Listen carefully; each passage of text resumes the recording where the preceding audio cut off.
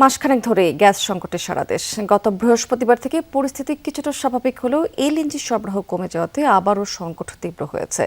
এতে পরিবহন, শিল্প কারখানা এবং আবাসিক গ্রাহকদের ভোগান্তি পোহাতে হচ্ছে।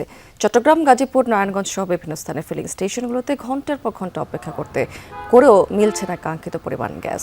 ফিলিং স্টেশনগুলোতে যানবাহনের দীর্ঘ লাইন, বিপাকে সিএনজি চালিত অটোরিকশা এবং ব্যক্তিগত গাড়ির চালকরা। গ্যাসের চাপ কম থাকাতে ভোগান্তি পোহাতে হচ্ছে আবাসিক গ্রাহকদের। খুব দ্রুত গ্যাস সংকট সমাধানের দাবি জানিয়েছেন তারা।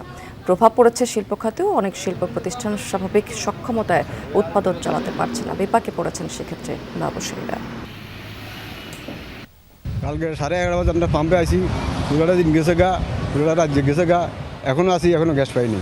2 দিন পরে আসলাম পাম্পে, দেখি আগে কোনো খবর পাই নাই। এখন দেখতেছি কি পাম্প বন্ধ। লালপলে দেখলাম এও বন্ধ, এখানে দেখলাম এও বন্ধ। ড্রাইভারদেরকে যারা কষ্ট দিতেছে, এইভাবে শত শত যাত্রীকে কষ্ট দিতেছে, ভোগান্তিতে রাখছে। আল্লাহর গজব পুঁজি পড়ে না তাদের উপরে। দর্শক, এই বিষয়ে একটু বিস্তারিত তথ্য জানতে আমরা একটু রাজধানীর বাইরে থেকে কুমিল্লা থেকে যুক্ত হচ্ছেন আমাদের সহকর্মী খোকন চৌধুরী। তার মাধ্যমে আমরা জেনে নিতে চাই সেখানকার পরিস্থিতি। খোকন, আজকে সকাল থেকে এখানকার পাম্পের কি অবস্থা দেখতে পাচ্ছেন এবং আজকে গ্যাসের সরবরাহ কেমন এখানে?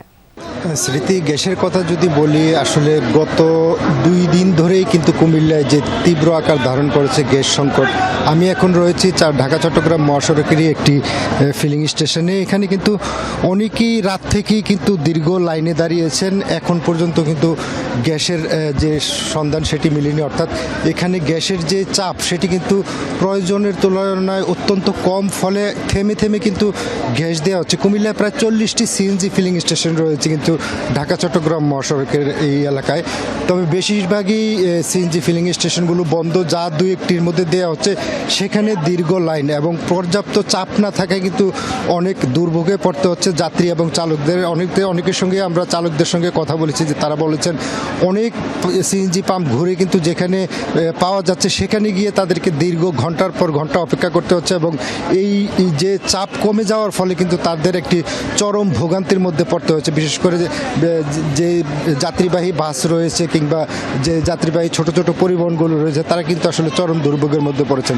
তো এই বিষয়ে যে কুমিল্লা যে বিজিডিসিএল এর পক্ষ থেকে একটি বিজ্ঞপ্তিও প্রকাশ করা হয়েছিল, সেই বিজ্ঞপ্তিতে তারা যে বিষয়টি উল্লেখ করেছেন যে প্রতিকূল আবহাওয়ার জন্য FSRU টার্মিনাল হতে এলএনজি সরবরাহের কিছুটা বিঘ্ন ঘটায় কিন্তু এই সংকট দেখা দিয়েছে। তারা বলছেন যে তারা অতি শীঘ্রই এই সমস্যার সমাধান হবে, কিন্তু যারা চালক রয়েছেন বা যারা এই সংশ্লিষ্ট রয়েছেন তারা কিন্তু আসলে বলছেন যে এই সমস্যার সমাধান যদি দ্রুত শেষ না হয় তাহলে কিন্তু আসলে চরম ভোগান্তির মধ্যে পড়তে হবে চালক যাত্রীদের এবং বিশেষ করে পণ্যবাহী যানবাহনগুলো কিন্তু আসলে বেশ বিপাকে পড়ে এবং দীর্ঘ লাইনে অপেক্ষা করতে হচ্ছে ঘন্টার পর ঘন্টা।